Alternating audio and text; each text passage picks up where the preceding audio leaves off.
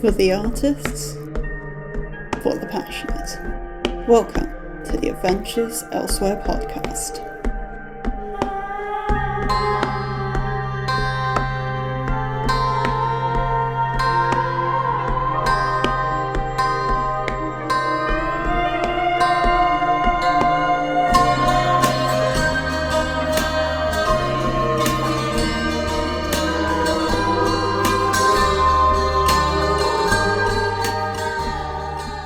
Alright, hello everyone and welcome back to the Adventures Elsewhere podcast. Welcome, if it's your first time.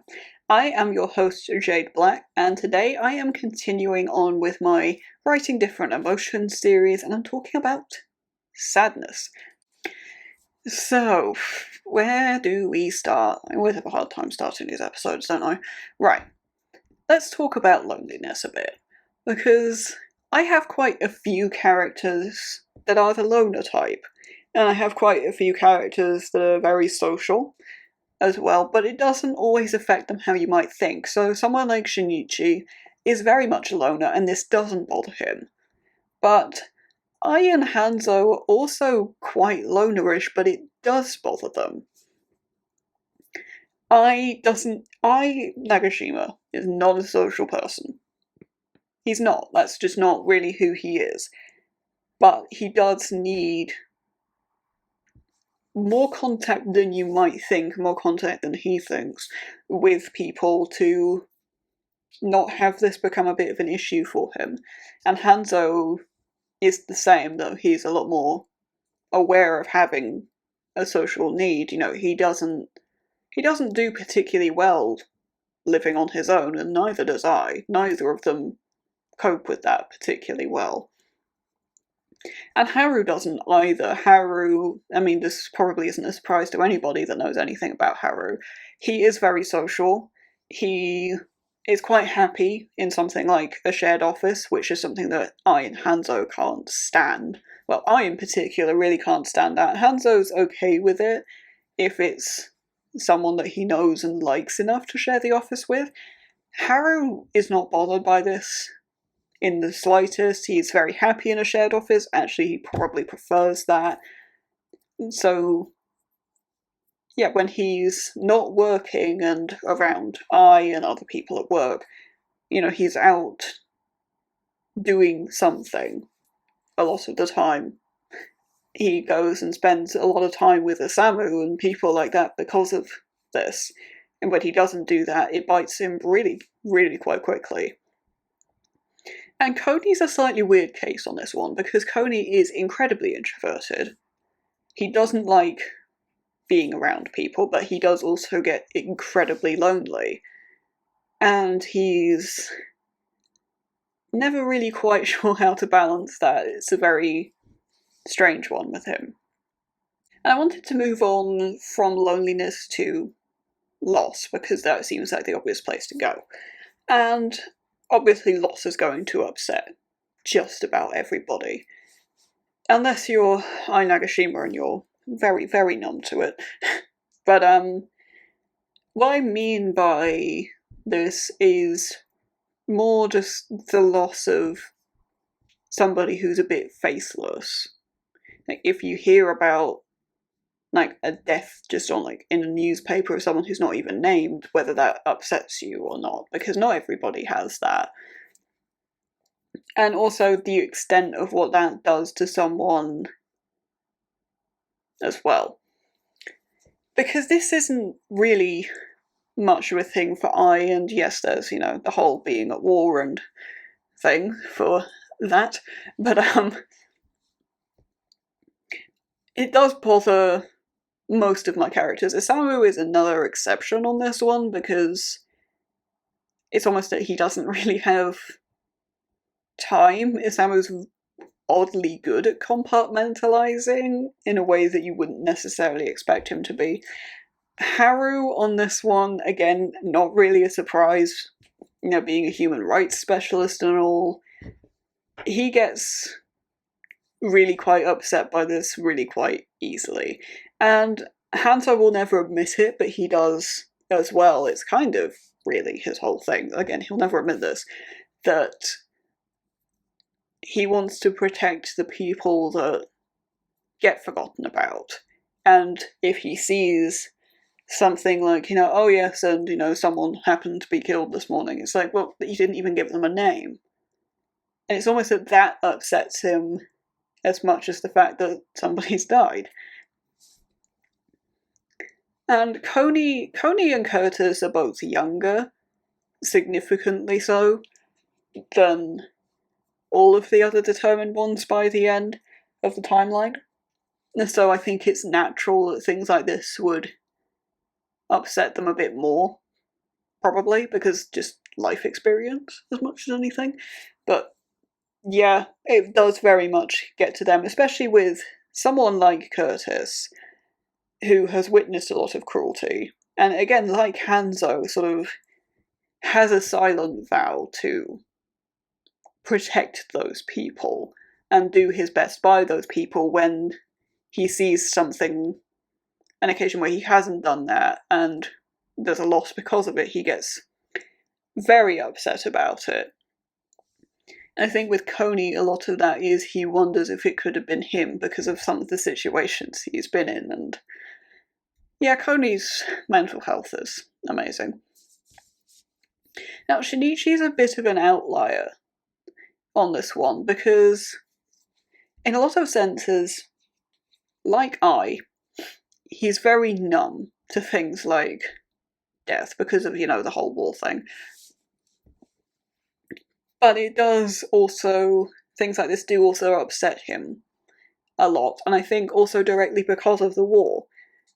His whole existence as a soldier basically is protecting people who can't, and he puts a lot of stock in that. So when he sees that hasn't been done, whether it's, directly related to where he lives or anything or not, it really gets to him because,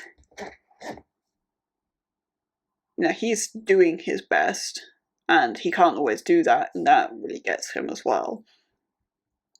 But also with Shinichi, he gets very attached to some people.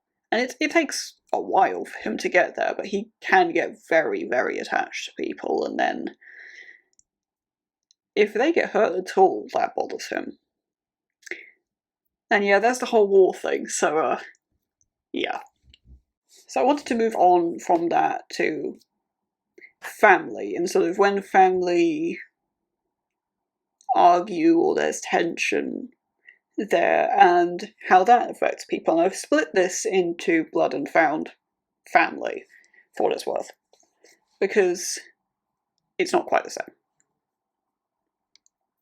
And when it comes to Blood Family, this especially resonates for Ai and Haru.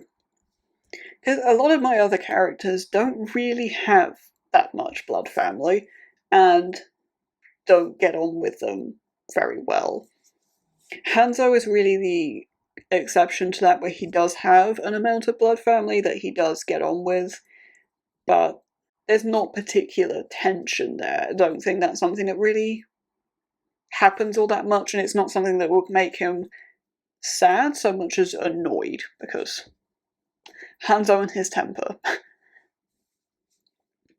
And Haru's a sort of slightly strange case on this one, because he does have a lot of family, and he doesn't get on with them, but the fact that they don't get on is what upsets him, because he sees the potential for things to be different, and he does quite frequently wish that things were different.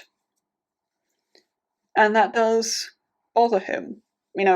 Decades after splits and things, it's still just, okay, but it would be easy for this to be this way, but then it's not. With Ai, it's slightly different because his family was so dysfunctional growing up, and then really honestly just continue to be. But with him,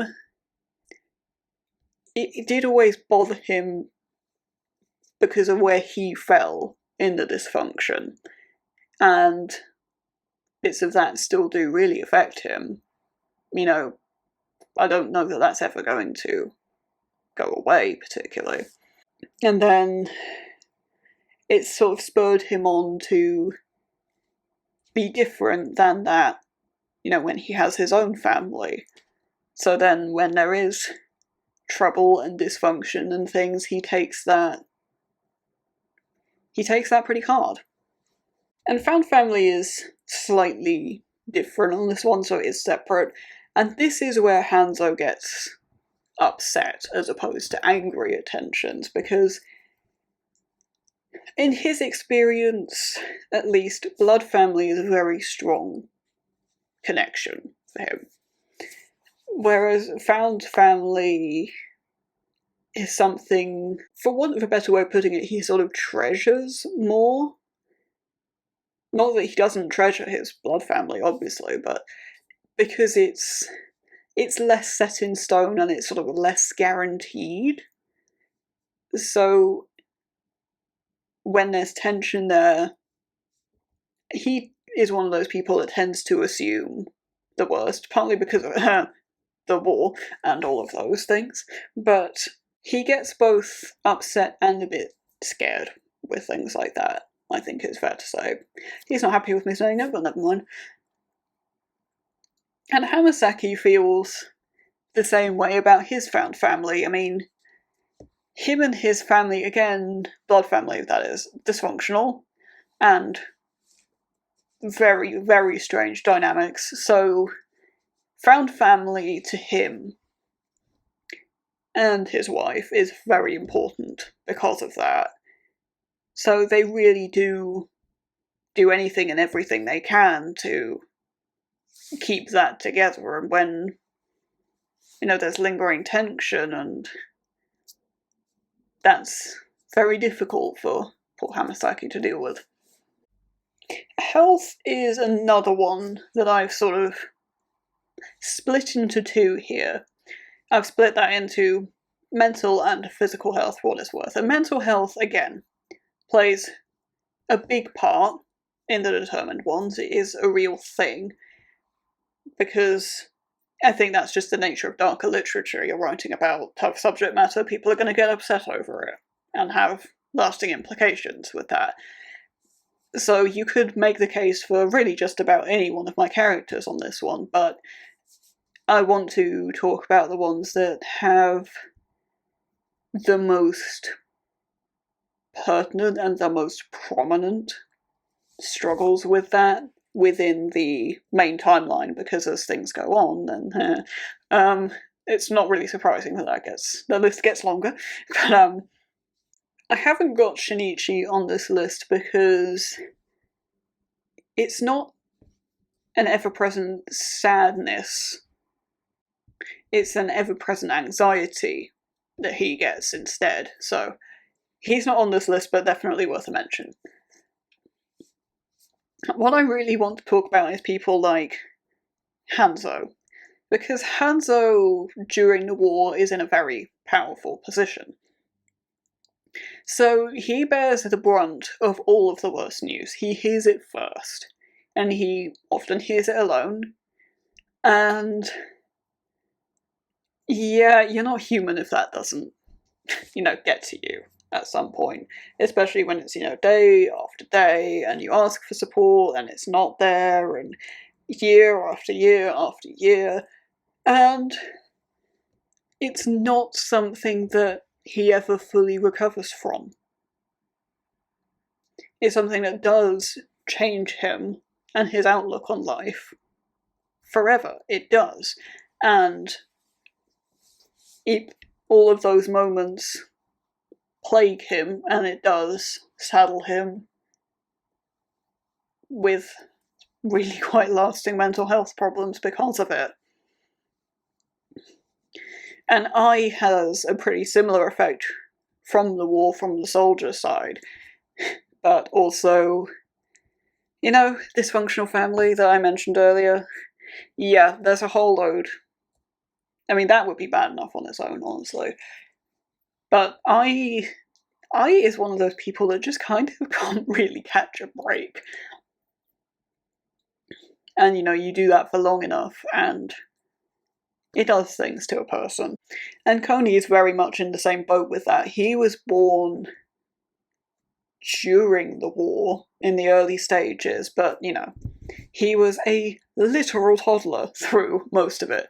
So he doesn't have the same war-related trauma, it's just everything that came afterwards instead, which was also fabulous for Hugo. And, again, very dysfunctional, very weird family, in Coney's sense. That, I mean, I think he probably has a disposition to be a lot more sad anyway, in a way that I and Hanzo don't have. They don't have a natural disposition to just be sad. I mean, grump, yes, but not sad. Whereas Coney does, and what life does to him only exacerbates that. And physical health is a different one, because not all of my characters have particular health problems. I mean, Curtis is really the obvious exception, where he just kind of doesn't really have health problems. Well, at least I know it at this stage. Watch me contradict myself for that. And, certain characters have health problems throughout, and some of them develop them. And Haru, I think, is probably a really good example here of someone who has always had chronic knee pain. I've mentioned this quite a lot on social media, but maybe not on the podcast, actually. That might not have come up.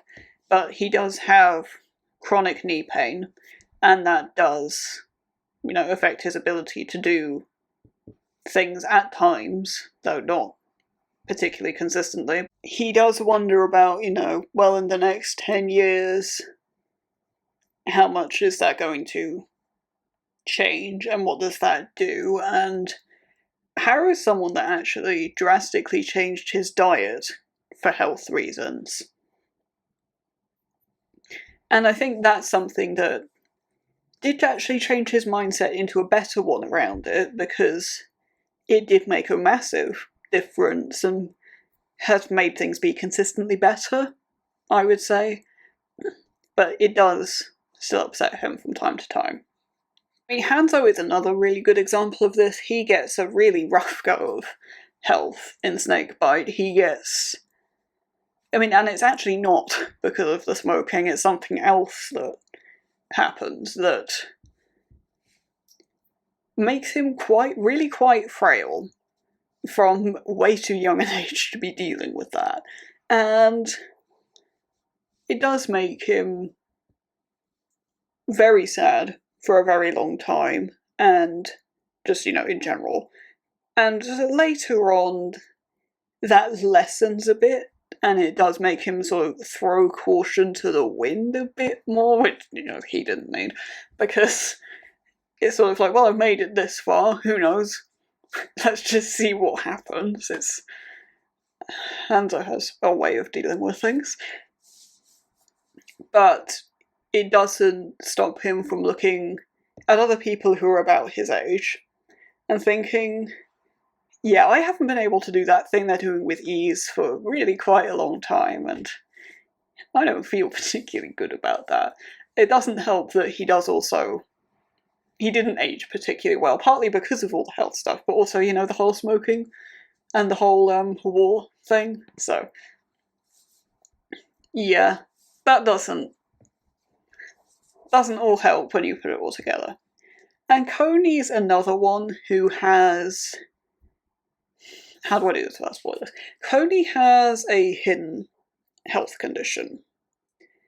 And when he does eventually find out about that, it has a very strange effect on him of profound sadness at things that he can never do and never will be able to do. And that is, the main sadness point of this, is that he does have a very profound sadness because of it, and that, because of the nature of things will never lift, it's there to stay.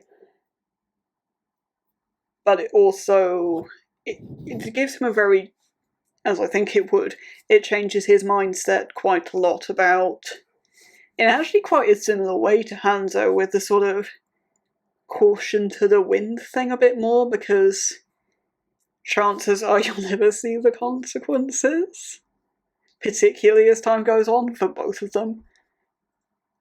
And now I'm wondering if they're somehow related. I actually think there is a distinct possibility that they could be related. That's a bit scary. But let's move on from me having an existential crisis because of absolutely insane law shenanigans, and talk about time, which is, by the way, a myth. I don't believe in time anymore. But the passage of time does actually get to some of my characters, and this is particularly pertinent in Mr. Nakagami. And I knew it would be from the start, because it's a project that spans, nearest damn it, 40 years. It's like 39 or something, but it's 40 years, let's be real. If you remember the Twitter trend from a while back of summarise your book badly in one sentence, one of the ones that I used to do for Mr. Nakagami was, man spends 40 years trying to do one thing. Because that kind of is what it is, and that does really bother Haru, that it takes as long as it does to make progress with what he really wants to do. That really upsets him. But it upsets him on a regular basis, because it's like that with everything. It's like that with genuinely everything for him, because human rights, you invoke the wrath of the church. And if you want to get in, I did talk about this in more detail on the religion episode, because it's the Liaran Church in particular, and while they're not big, in Hyukai they do shout incredibly loudly, so politicians in the Senate like to think that they have, tend to think they have more influence than they actually have, and it does cause Haru a lot of problems with that. And because a lot of it is, when you get into anything like workers' rights, you have to fight against, the business people. So the amount of proof and the sheer amount of work Haru has to do to get anything done, and the amount of time that takes, it's not just annoying for him, it's also upsetting, because in all that time, all of this bad stuff is still going on. And the passage of time also bothers Koni a lot. Again, this is partly because of his whole hidden health condition thing, and the way that is directly impacted by time, and that's really tough for him to deal with. But I think Koni also struggles with, again, like Haru, how little progress can happen, even despite time, because Koni is quite unlucky with when he was born, in the sense that he was born and started becoming aware of politics when everything was very, very dysfunctional in Hyukai. So he sat there thinking, when the country really starts to fall apart, when he's in politics, and he sat there thinking, well, this has been a problem my entire life, why has nobody done anything about this? Is anything ever going to be done about this? Because he sure as hell doesn't have the power to do it. And he sort of wonders how far that will drag on for. With he has kind of all of the above there, although not quite so much with the government thing and things dragging on, though he does have that a bit, but not quite in the same way. He also has this issue with the passage of time since the war, and that it's been so long since then. I really have struggled with time ever since the war, because, as he puts it, in war there isn't time. You have the time of day, and the beginning and end of a day, but greater amounts of time just sort of cease to exist. So, coming back and trying to adjust to having days of the week again, that was difficult for him. And then I don't know that he ever fully got a grasp on time again properly. So then it's, you think back to, oh yeah, this thing happened in the war, and wait, that was 10 years ago now. And that means that person that I loved and cherished during the war, died 10 years ago. And then he gets to think about, okay, but when was the last time I went and visited their grave? And has it been 10 years since I did that too? And then he starts to feel really bad about that. And directly related to time is something like aging. And despite the fact that Hanzo doesn't age well at all, it really just doesn't bother him that much, because he knows what it's talking to any smoker, they know what they're doing. And Hanzo just kind of doesn't really care that much. I think in some ways it actually makes things easier for him, because he is frail, so he looks in the mirror and sees where you kind of look at, so maybe it makes more sense. Healthy coping mechanisms. And Haru actually is fine with going grey as early as he does, because he thinks he looks less like a school kid, because he's so small. But it does bother some people quite a lot, so I is one of those. Again, it's a sort of extension of the time thing that, okay, but when did I start getting old? And it does bother him quite a lot during the main timeline, seeing, his hair start to go white. Not that he gets that really quite late, but when it does get him, it gets him, and he's not very happy about it. Helga is another one who gets very annoyed by aging, because aging for her does bring health problems, and it does mean that she can't do everything the same way she used to, because she spent such a long portion of her life being nomadic and travelling around a lot, and then she got to a point where she, stopped doing that. So then when she does have to travel again, there's a very noticeable difference. And that is directly related to age, and that's difficult for her, because she spends so long doing that, and so long that was such a big part of her and who she was, that it's sort of, to her, it feels like she's losing that a bit. I think Isamu actually might take the cake on this one, though, because Isamu is a performer at his heart. That's what he does. So he takes it especially hard, because while it's a bit, because sometimes, you need to look a certain way to be successful as a performer. And while Isamu has a very good reputation, he doesn't take that for granted at all.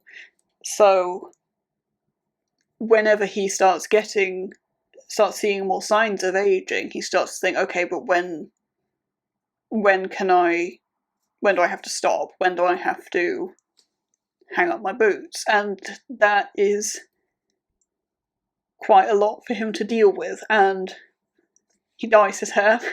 He wears makeup, which is something that very few people outside the nobility really do. Hanzo. But that's why he does it. It's partly vanity. Like, Isamu is vain, don't get me wrong, but it is also this sort of sadness and, again, an amount of fear that actually this thing I love doing isn't going to last forever. And whether he's right or wrong, that's certainly how he feels about it. And from there, I want to move on to one of the main themes of the determined bonds in oppression. Happy topic. It's almost like we're doing the happiness episode or something. But again, I've split this one into oppression of the self and oppression of other people. Being oppressed yourself is something that a lot of my characters deal with, but it doesn't make many of them sad so much as angry, particularly with Curtis. He gets angry about that rather than sad.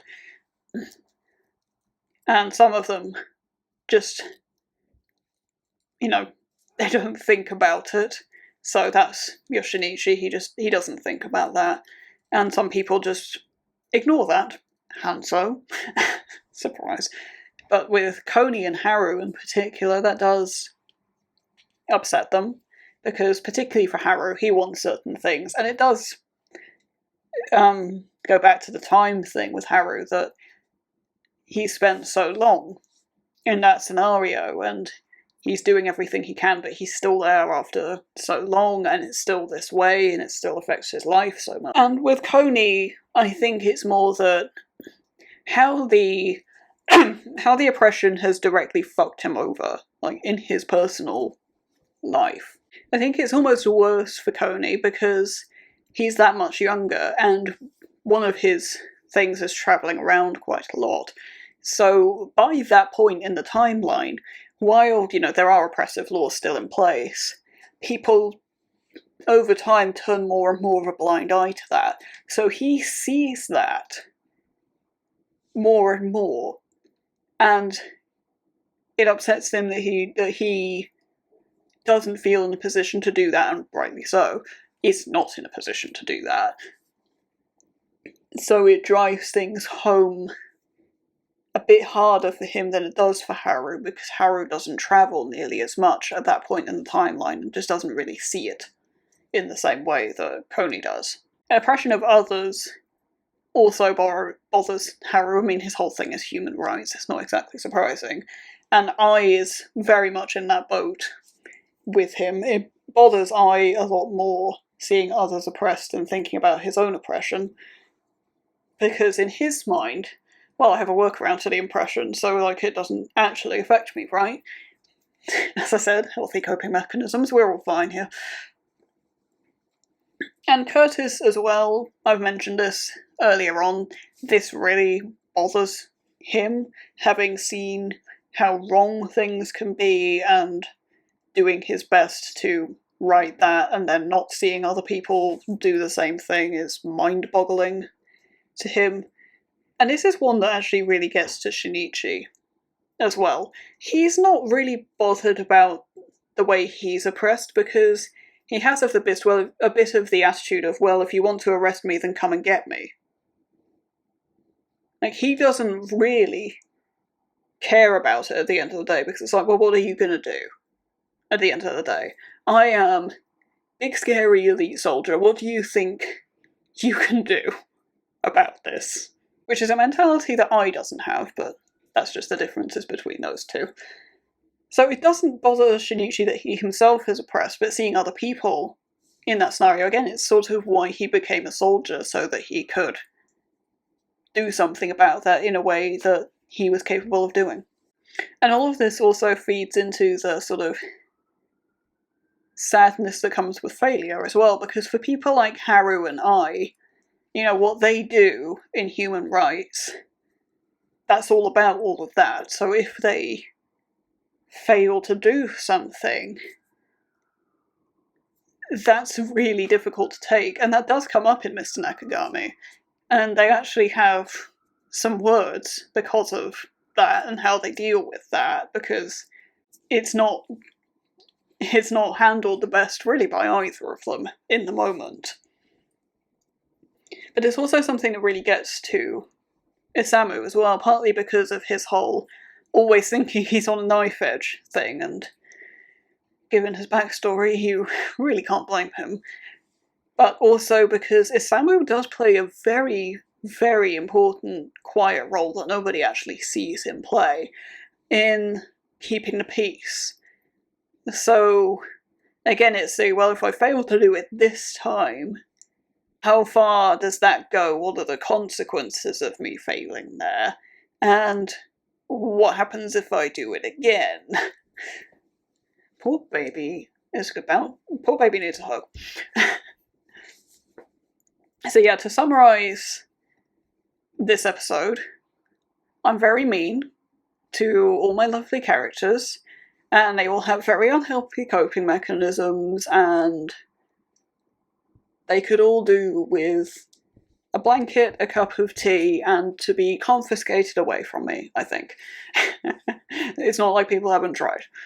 Shoutouts to Myrna, VC, and Alyssa for that one. That is about it for this episode. I'm talking about other writers I'm shouting out. I'm going to shout out you, listener. If you are a fellow writer and you are published or well on the way, please do get in touch. Indie and Self Pub, you are the people I want to hear from the most. There is a list of things I want to know in the description. Please read that and include that in your initial contact. A couple of things to note: there's no age category restriction, no genre restriction, no length restriction, no format restriction. Like, if you want to bring in poetry or comics potentially, we could do that. Doesn't have to be a new release, doesn't have to be out yet. Happy to do things for pre-orders. I mean, whatever you've got, bring it in. Let's see what we can do. Email me, that's jade42black@gmail.com. And if you're looking for me elsewhere, if you're here, you're probably looking for the home of the podcast. And the place for that is Instagram. I'm Jade_Black21 on there. You'll get advance notice of the episode for the week. You'll get soundbite teaser reels and other things that I am currently experimenting with. So make sure you check that out. That's Instagram, Jade_Black21. I'm also Jade_Black21 on Pinterest. And Pinterest is a place where you'll find exclusive art and a lot of stuff relating to world building, and some little teasery things that you can't get anywhere else. So make sure you check that out, Jade_Black21 on Pinterest. And if you want semi-live updates on my writing and to try and confiscate my characters, by all means, go ahead. You can hit me up on Twitter. I'm JadeBlack21 on there, and you can see exactly you can see snippets of exactly how mean I am to all these poor lovely men and ladies. And until next time, you have a wonderful rest of your day. Thank you for listening. If you enjoyed this episode, please consider leaving a like. It helps the channel a lot. Intro and outro music by me. Copyright JBlack 2024.